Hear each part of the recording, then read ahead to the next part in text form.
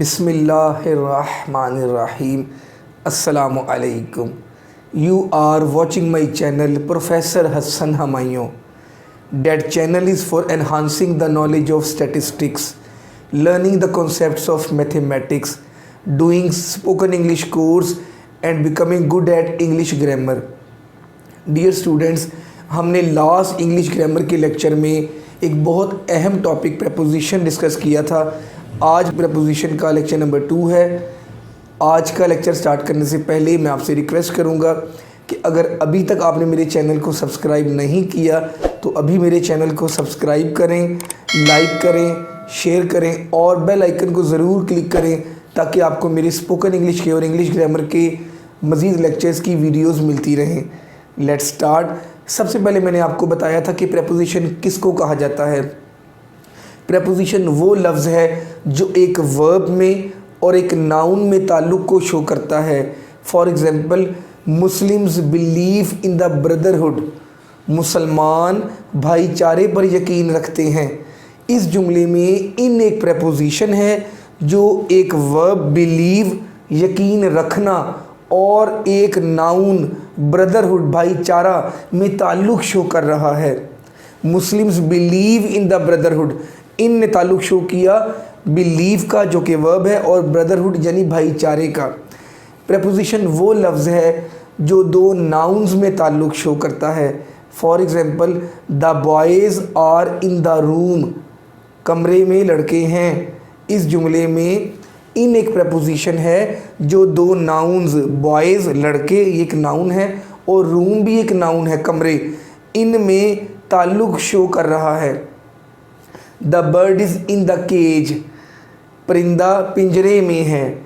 इस जुमले में इन एक प्रपोजिशन है जो बर्ड परिंदा और केज पिंजरा ये भी एक नाउन, इन दोनों में ताल्लुक़ शो कर रहा है। The fish is in the water, इस जुमले में इन एक प्रपोजिशन है जो फ़िश मछली एक नाउन और वाटर भी एक नाउन है, इनमें ताल्लुक़ शो कर रहा है। He is week in mathematics, यहाँ भी इन एक प्रपोजिशन है। The sheep is under the tree, इसमें अंडर एक प्रपोजिशन है जो शीप एक नाउन और ट्री एक नाउन में ताल्लुक़ शो कर रहा है। प्रपोजिशन वो लफ्ज़ है जो एक एडजेक्टिव में और एक नाउन में ताल्लुक़ शो करता है। For example, Raza is good at English, Raza English में अच्छा है। इस जुमले में गुड एक एडजेक्टिव है, अच्छाई ये खूबी है, और इंग्लिश एक नाउन है, इन दोनों में ताल्लुक़ शो कर रहा है एट, और एट एक प्रपोजिशन है। आज मैं आपके लिए 15 बहुत अहम जुमले लेकर आया हूँ जिनमें प्रपोजिशंस की मिस्टेक्स होंगी और ये आपको तमाम रिटन टेस्ट में और इंटरव्यू में बहुत फ़ायदेमंद होंगे आपके लिए। Let's start. नंबर 1 है, he died from malaria. Dear students, याद रखिएगा, जब भी किसी की मौत किसी बीमारी की वजह से हो तो हमेशा डाइड के बाद ऑफ प्रेफरेबल होता है, ऑफ एप्रोप्रिएट होता है। He died of malaria. अगर आप कहें she died of hepatitis, many people have died of dengue fever, after died you will have to use of. Of will be preferable if someone has died due to an illness. Number 2, the bird died from thirst. परिंदा प्यास से मर गया। याद रखें, जब प्यास की वजह से किसी की मौत हो इसमें भी died के बाद of preferable होता है। The bird died of thirst. Number 3, her neighbor died from hunger. उसका हमसाया भूख की शिद्दत से, भूख से मरा। याद रखें, जब प्यास की बात हो, किसी की मौत भूख की वजह से हो, बीमारी की वजह से हो, इन तीनों में डाइड के बाद of will be appropriate. What will you do? Her neighbour died of hunger. Multiple choice questions में आपने डाइड के बाद ऑफ पर क्लिक करना है। Number 4, the soldier died of the battlefield. सिपाही की मौत मैदान जंग में हुई। बैटलफील्ड के लिए इनकी प्रपोजिशन एप्रोप्रिएट होती है। The soldier died in the battle field. Number 5, the maid died from violence. अगर किसी की मौत तशद्दुद की वजह से हो, वायलेंस की वजह से हो, तो आपने बाय की प्रेपोजिशन यूज़ करनी है। By will be preferred. The maid died by violence.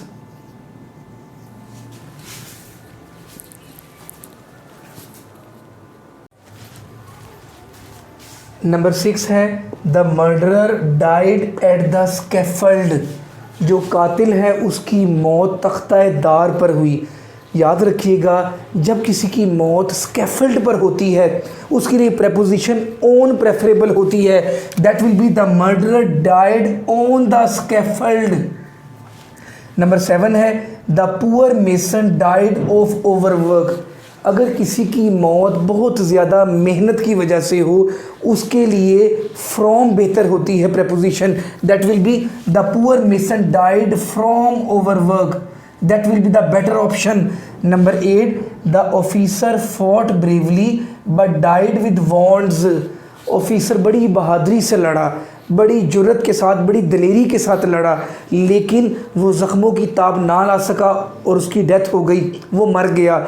जब किसी की डेथ वॉन्ड्स की वजह से हो उसके लिए ऑफ या फिर फ्रॉम बेटर होता है, विद प्रेपोजिशन नहीं अप्रोप्रिएट। तो that will be the officer fought bravely but died from wands. Number 9 है ही इज़ गुड इन इंग्लिश। वो इंग्लिश में अच्छा है। यहाँ पे उसकी कारकर्दगी की बात हो रही है। याद रखिएगा, जब परफॉर्मेंस की बात हो गुड के बाद एट प्रेपोजिशन प्रेफरेबल होती है। That will be he is good at English. Number 10, my brother is weak at mathematics. Dear students, PPSC, FPSC या फिर कोई भी एग्ज़ाम हो, रिटन टेस्ट हो या फिर इंटरव्यू हो, याद रखिएगा प्लीज़, गुड के बाद एड प्रेफरेबल होता है और वीक के बाद इन प्रेफरेबल प्रेपोजिशन होती है। तो that will be my brother is week in mathematics.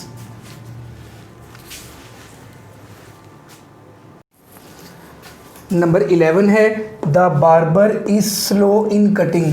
जो हमारा हजाम है वो बाल काटने में बहुत सुस्त है। याद रखिएगा, यहाँ भी परफॉर्मेंस की बात हो रही है। जैसे गुड के बाद एट प्रेफरेबल था, यहाँ भी स्लो के बाद एट प्रेपोजिशन अप्रोप्रिएट है।